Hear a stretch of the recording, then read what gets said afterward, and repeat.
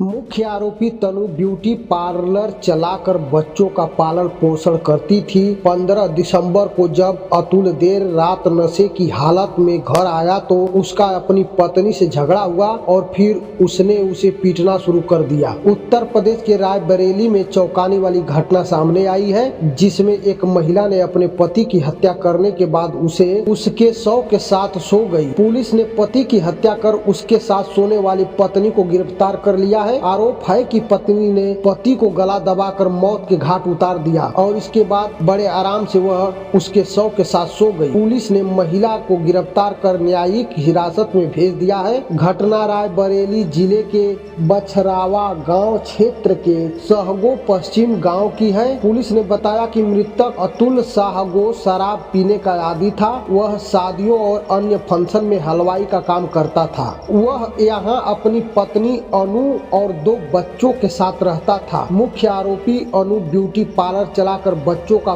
पालन पोषण करती थी। 15 दिसंबर को जब अतुल देर रात नशे की हालत में घर आया तो उसका अपनी पत्नी से झगड़ा हुआ और फिर उसने उसे पीटना शुरू कर दिया। इसी बीच तनु ने मौका पाकर उसके सर पर पत्थर से वार कर दिया। जब वह बेहोश हो गया तो गला दबाकर उसकी हत्या कर दी। हत्या के बाद महिला पति के शव के साथ आराम से सो गई और सुबह उठकर बच्चों को कहा कि पापा को जगाना नहीं, अगर वे उठ गए तो फिर मारेंगे। और फिर तनु अपने ब्यूटी पार्लर चली गई। दिन भर ब्यूटी पार्लर में काम करने के बाद शाम को घर लौटी और उसके लिए खाना बनाया। खबरों के मुताबिक तनु ने अपने बच्चों को खाना खिलाकर और सुला दिया, लेकिन वह खुद जागती रही। रात में जब बच्चे सो गए और मोहल्ले में सन्नाटा हुआ तो उसने शव को अकेले ही खींचा और गेट पर फेंक कर सो गई। सुबह तनु ने खुद ही शोर मचाया कि उसका पति रात में शराब पीकर आया था और गिरकर मर गया। घटना की जानकारी मिलते ही पुलिस मौके पर पहुंची